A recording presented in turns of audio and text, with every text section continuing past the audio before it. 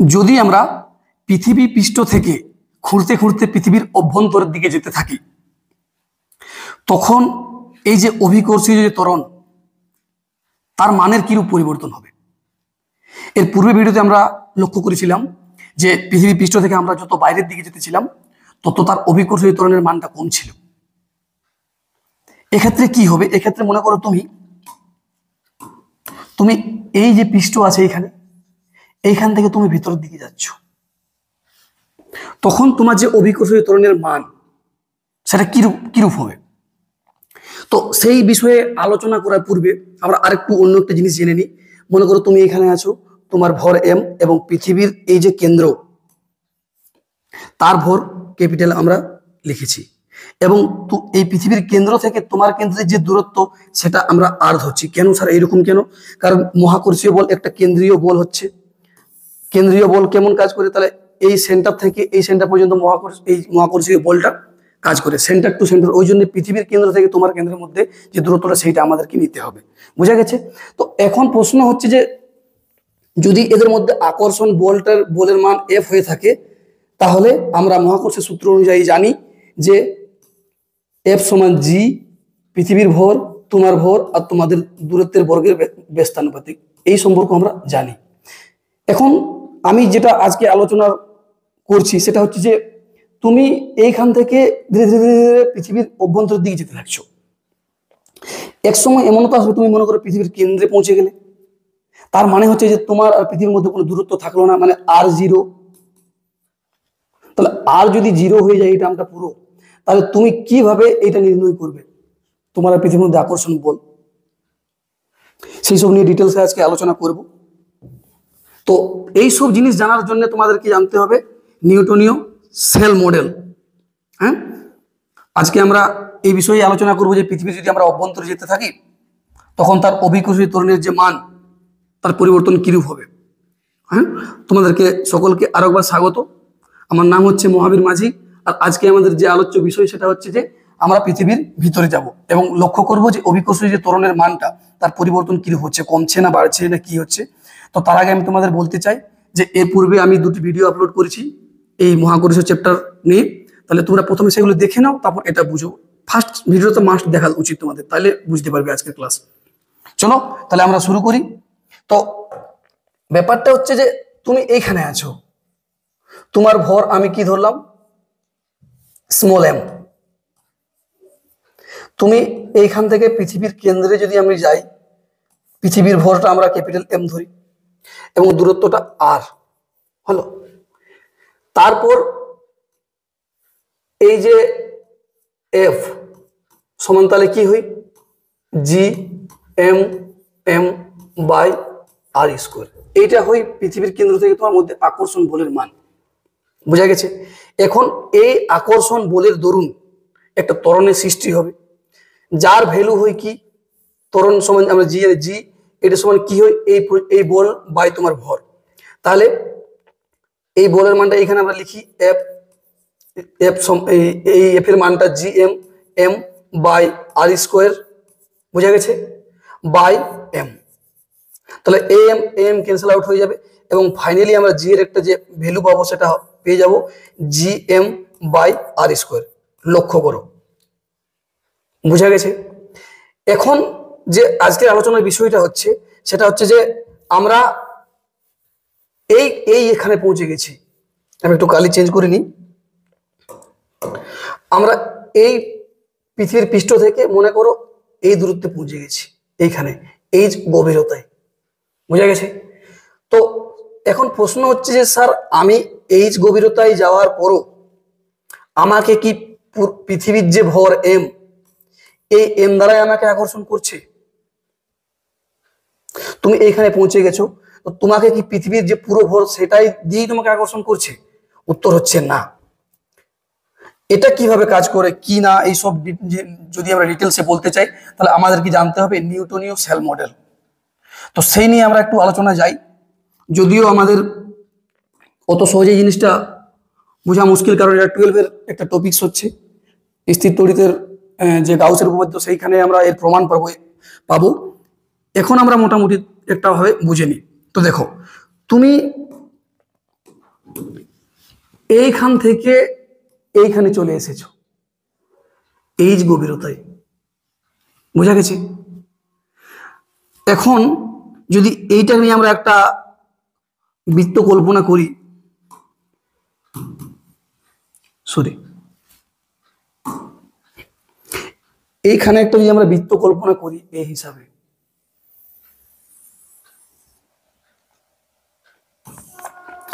তাহলে তুমি এইখানে পৌঁছে গেছো, এইখানে আছে পৃথিবীর কেন্দ্র।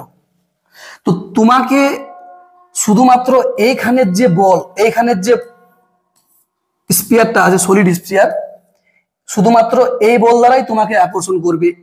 এই যে পার্টটা বেঁচে থাকলো, এইটার দ্বারা তোমার, এইটার দরুন তোমার কোনো আকর্ষণ বল এখানে কাজ করবে না। বুঝতে পেরেছো? তো কেন কাজ করবে না সেইটা নিয়ে আমরা একটু ডিটেলসে আলোচনা করার চেষ্টা করি। তো তার জন্য তোমাকে আমি কি বলেছিলাম, সেল মডেল জানতে হবে। সেল মডেলটা কি হচ্ছে, এর মেন যে ব্যাখ্যাটা হচ্ছে সেটা হচ্ছে যে আমরা যদি একটা কোনো ফাঁপা গোলকের ভিতরে থাকি, বুঝতে পারছো, হলো স্পিয়ার ফাঁপা, তাহলে সেখানে এই যে আকর্ষণ বলের মান, মানে মহাকর্ষীয় যে ক্ষেত্র ই, এটা শূন্য হয় মহাকর্ষের ভিতরে, কোন একটা গোলকের ভিতরে। তো তুমি তো অলরেডি এইখানে পৌঁছে গেছো বন্ধু,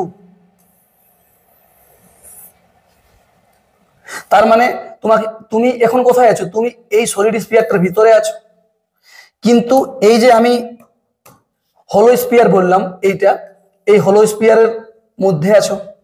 তাহলে এই যে পোর্শনটা থাকছে এর দরুন তোমাকে কোনো আকর্ষণ বল কাজ করবে না। এটা আরো একটু ভালোভাবে বুঝি।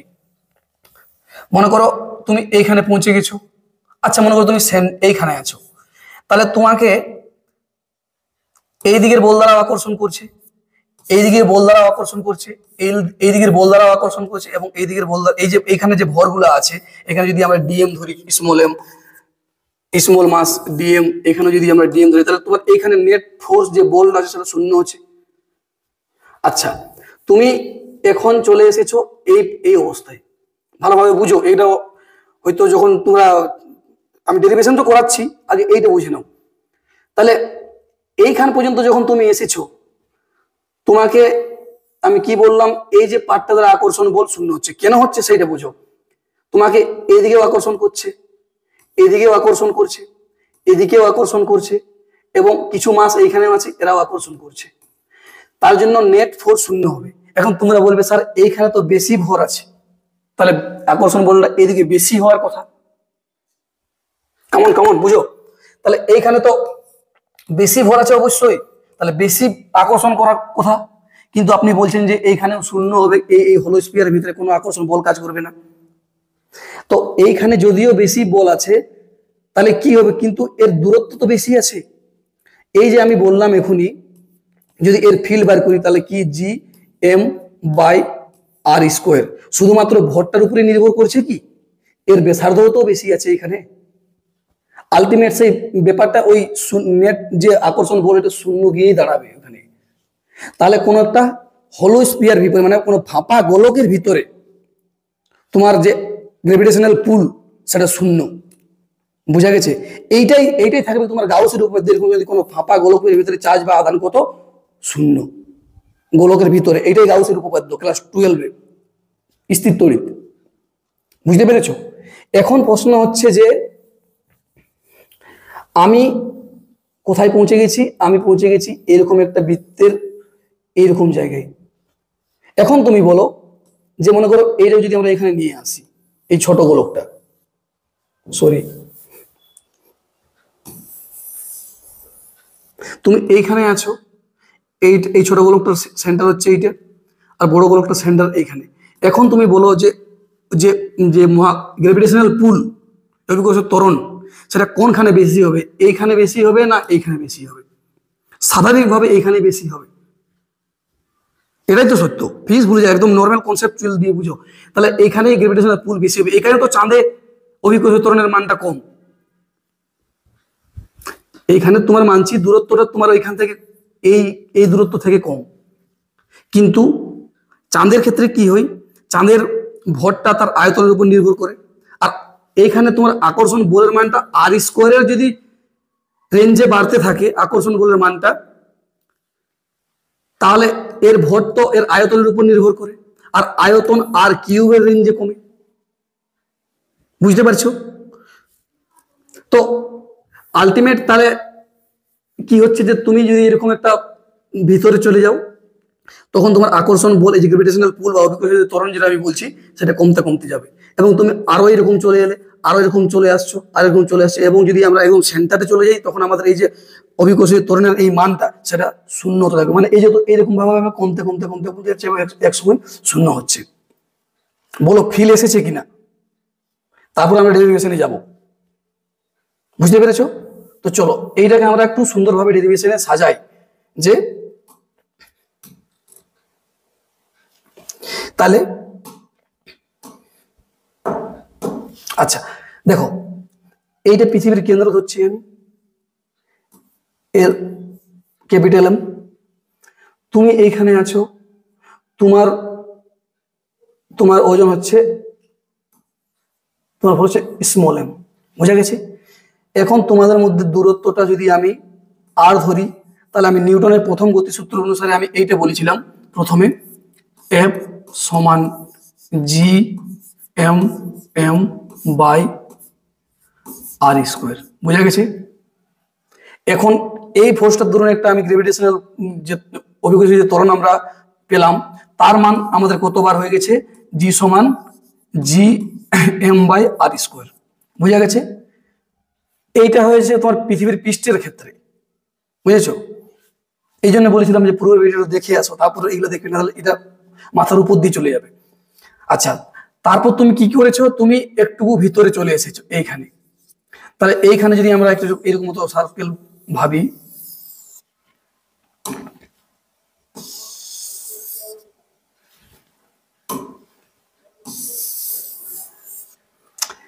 তাহলে এখনো কি তুমি এখানে চলে এসেছো, মনে করো তুমি এখানে চলে এসেছো। এখন কত গভীরতা? এইচ গভীরতা। এরকম ভাবে আমাদেরকে পড়তে হয়। তাহলে এইচ গভীরতা আমরা চলে এসেছি। তাহলে এখনো কি তোমার পৃথিবীর কেন্দ্রের মধ্যে দূরত্ব আর না, স্যার আর নয়। তাহলে কত? তাহলে এই দূরত্বটা কত দাঁড়াবে? এটা দূরত্ব দাঁড়াবে আর মাইনাস এইচ। বোঝা গেছে? এখন তোমাকে যে বল দ্বারা আকর্ষণ করছে পৃথিবী, এই পুরো পৃথিবীটা নয়, শুধুমাত্র এই পোর্শনটা। কেন? তার কারণ আমরা একটু আগেই ব্যাখ্যা করলাম। বুঝা গেছে? এখন যে প্রশ্ন হচ্ছে, তাহলে স্যার এখন এদের মধ্যে আকর্ষণ বলের মানটাও আলাদা হওয়া উচিত। অবশ্যই হবে, আকর্ষণ বলের মান আলাদা। দেখো এখন এটাকে আমরা ধরছি একটা অন্য ধরি, এফ প্রাইম, কারণ যেহেতু আকর্ষণ বলের মানটা চেঞ্জ হয়েছে, ওই জন্য এটাকে আমরা এফ প্রাইম ধরছি। বোঝা গেছে?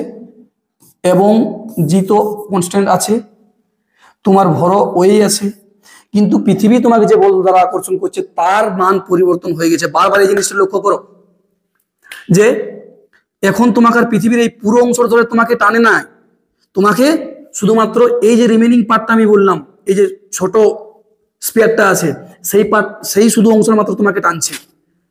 বুঝা গেছে? তাইলে এখন এইটা আমরা আগের এম বলতে পারি না, এটা ওই জন্য আমরা এম প্রাইম লিখলি। বুঝা গেছে?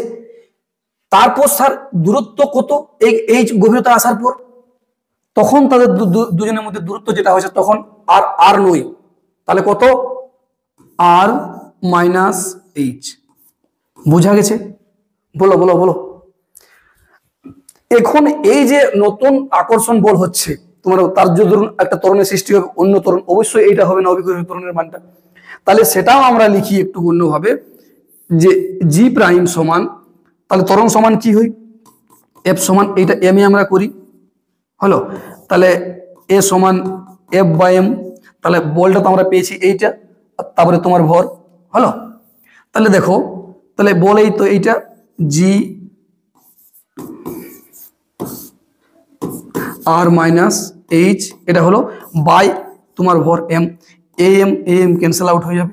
তাহলে পরে কি থাকছো? G M dash R minus H. বোঝা গেছে? তাহলে এইটা আমরা পেলাম G M dash R minus H. বলো এতদূর বুঝতে পারলে কি নাই?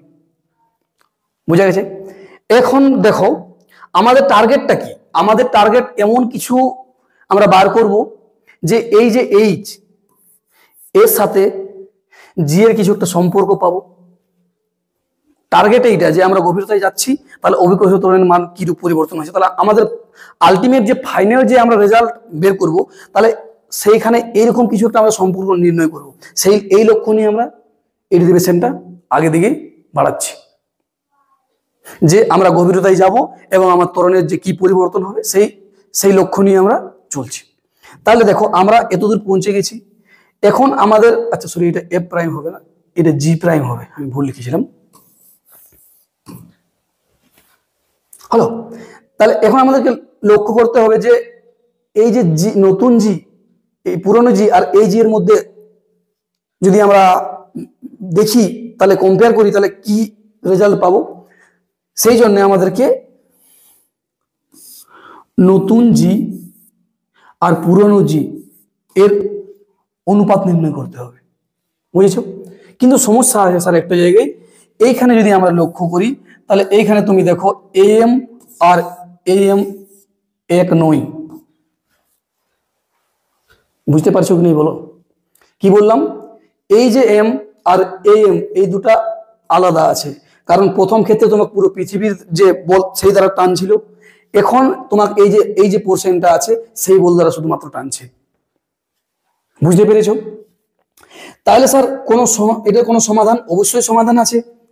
আমরা এখানে ভর আছে না, আর এই পৃথিবীর যে আয়তন, এখান থেকে আমরা একটা রিলেশন আমরা পাই। আর পৃথিবীর ঘনত্ব যদি আমরা রো জানি, আচ্ছা এইটা জানা উচিত, ঘনত্ব সমান ভর বাই আয়তন। তাহলে পৃথিবীর যদি আমরা ঘনত্বটাকে রো ধরি, হালাকি পৃথিবীর ঘনত্ব সব জায়গায় কি একই আছে? নয়। তাও আমরা এরকম ভাবে ধরবো যে পৃথিবীর ঘনত্ব সব জায়গায় এক, ওই জন্য আমরা এটা রো ধরছি। বোঝা গেছে? এখন প্রশ্ন হচ্ছে যে তাহলে ঘনত্ব সমান কি হয়? ভর ইন্টু পৃথিবীর আয়তন। প্রথম ক্ষেত্রে আমরা বার করছি এই যেটা আমরা নির্ণয় করছি তারপর প্রথমে আমরা এই জি নির্ণয় করি, তারপর এটার ভ্যালু বার করব। বোঝা গেছে? মানে প্রথমে এম এর মানটা বার করি। তাহলে ঘনত্ব সমান কি হয়? ভর বাই আয়তন। তো আয়তন কতটা এরকম স্পিয়ারের? 4/3 পাই আর স্কোয়ার। বোঝা গেছে? তো এইখান থেকে আমরা এম এর যে ভ্যালুটা পেয়ে যাব, সেটা হবে তোমার 4/3 পাই আর স্কোয়ার ইন্টু এই রোটা। বোঝা গেছে? তাহলে এই ভ্যালুটা আমরা এইখানে পুট করব। বোঝা গেছে? তো চলো, তাহলে এটা আমি প্রথম থেকে শুরু সাজিয়ে লিখছি, তাহলে তোমাদের সুবিধা হবে। দেখো, তাহলে জি এর ভ্যালুটা কি হবে? এম তো থেকে এখানে থাকছে জি, এম এর জায়গায় আমরা কি লিখবো? 4/3 পাই আর স্কোয়ার রো। নিচে আছে সরি পাই আর কিউ হই, আমি ভুল বললাম। এইখানে যে সূত্রটা হয় 4/3 পাই আর কিউ হই, সরি তার জন্য। তাহলে এইখানে এটা আর কিউ এবং এইখানে আছে আর স্কোয়ার। বোঝা গেছে? তাহলে এটা ভালোভাবে লেখা যাক, পাই আর কিউ, বোঝা গেছে, ইন্টু রো। দেখো আর স্কোয়ার এই কিউটা কেটে যাবে, তাহলে আমাদের শুধু পড়ে থাকলো জি সমান 4/3 পাই আর রো, এটা পড়ে থাকছে। আচ্ছা, দ্বিতীয় এই জি প্রাইমের ক্ষেত্রে তখন আমরা কি বার করবো, কি করে নির্ণয় করব? তখন আমরা লিখতে পারি এইটার জায়গায় এম এর জায়গায় আমরা কি পুট করব? তাহলে এইটাও দেখে নাও, এইখানে কি হবে? এম প্রাইম সমান 4/3 পাই, আরটা কত? তখন আরটা আর মাইনাস এইচ। কেন? কারণ তুমি এইখানে আছো, এইখানে তুমি ভর বার করছো এই পার্টটার। বুঝতে পারছো যে ছোট গোলকটা বললাম? তাহলে এইখানে 4/3 পাই আর কিউবটা আর মাইনাস এইচ তার কিউব ইন্টু রো। বুঝা গেছে? এই মানটা এম ডেস এর জায়গায় আমরা পুট করব। তাহলে চলো,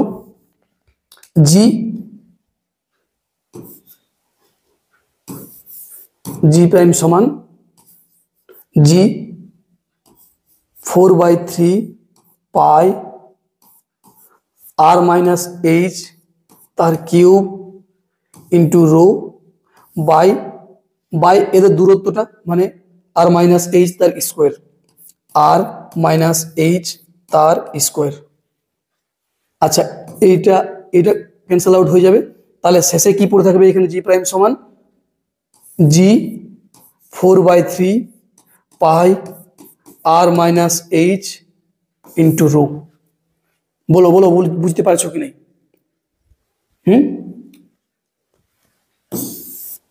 তাহলে আমরা জি প্রাইম পেয়ে গেলাম এবং জি পেলাম। এখন এদের মধ্যে আমরা কি করব?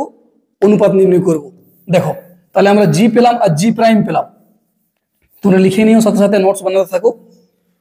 তাহলে আমরা এরকম নির্ণয় করব, এই যে পুরনো জি আর নতুন জি এদের অনুপাত নির্ণয় করব।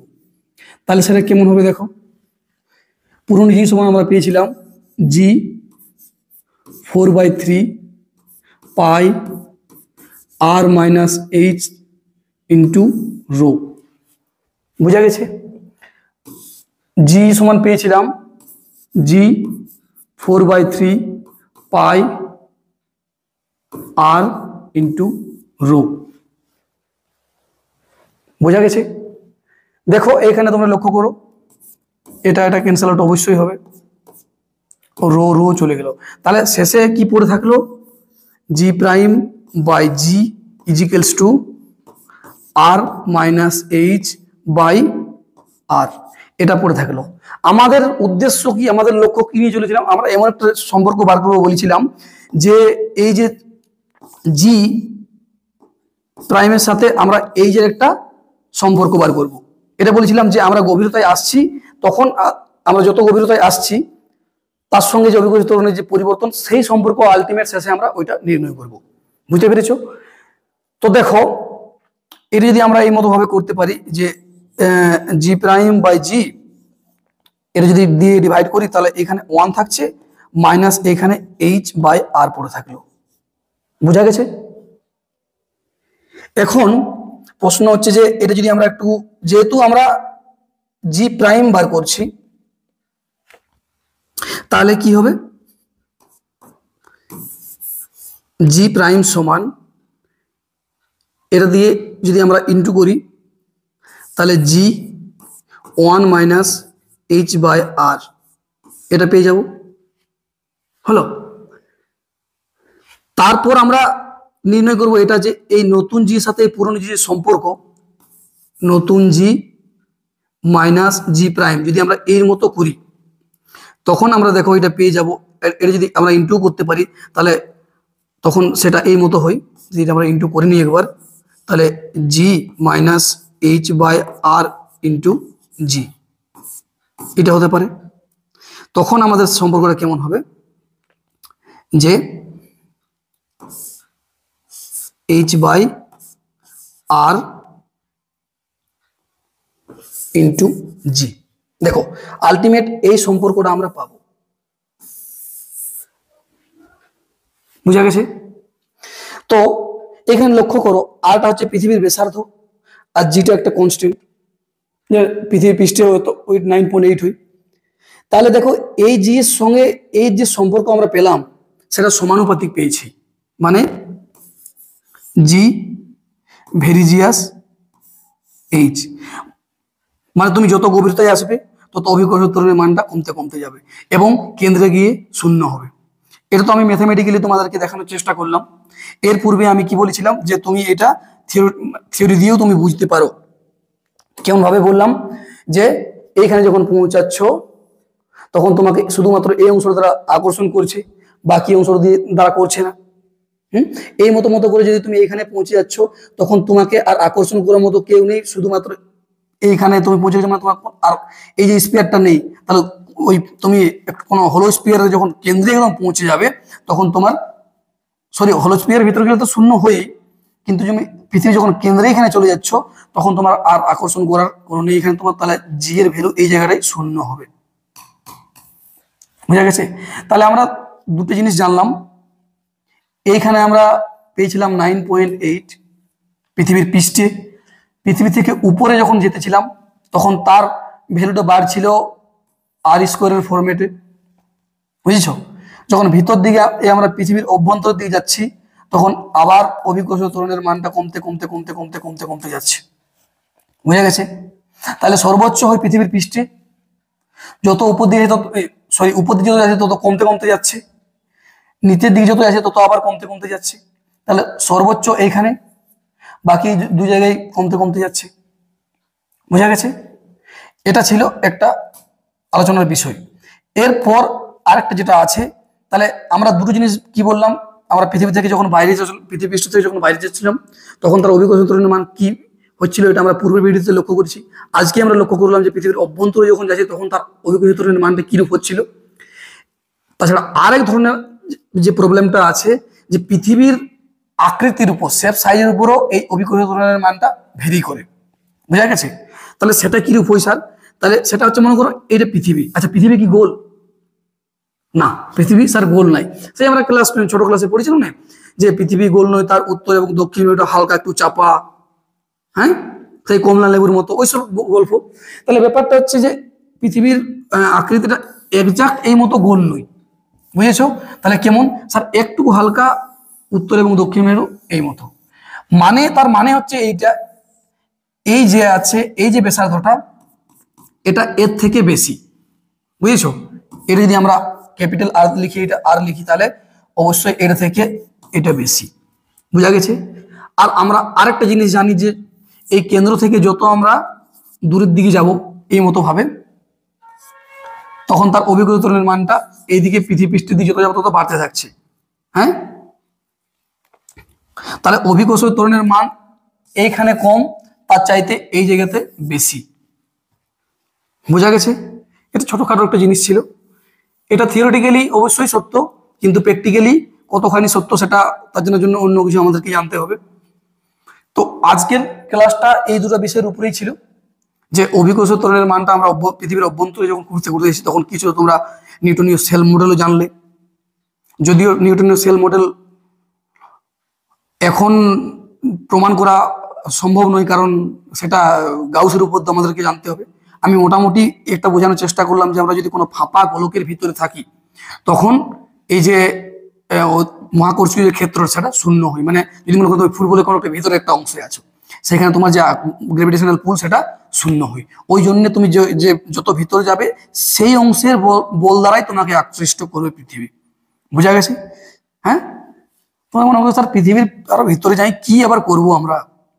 তোমরা না কিছু করলেও অনেক এক্সপেরিমেন্ট হয় পৃথিবীর অভ্যন্তরে, তখন জিগের পরিবর্তন দেখা যায়। হ্যাঁ, তো আজকের ক্লাস এই পর্যন্তই থাকছে। এর পরের ক্লাস আমরা মহাকর্ষ নিয়েই কোনো একটা ভালো টপিক নিয়ে আলোচনা করব। অবশ্যই আমরা চেষ্টা করব যে মহাকর্ষীয় স্থিতি শক্তি, আর তত তোমরা আমাদের সাথে থাকো, এবং সবাইকে অনেক ধন্যবাদ। তোমরা ভালোভাবে পড়াশোনা করো। চলো, থ্যাংক ইউ। Yeah.